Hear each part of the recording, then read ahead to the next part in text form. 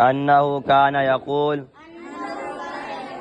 اللهم إني أسألك الهدى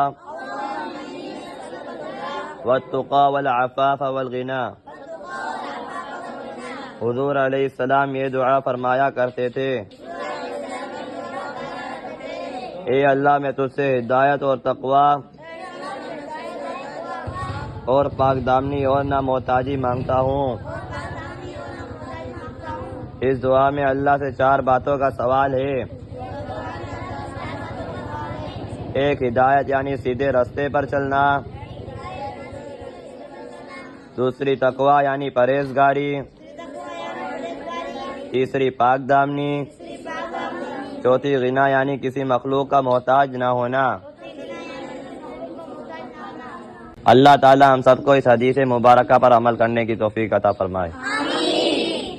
یا مقلب القلوب ثبت قلوبنا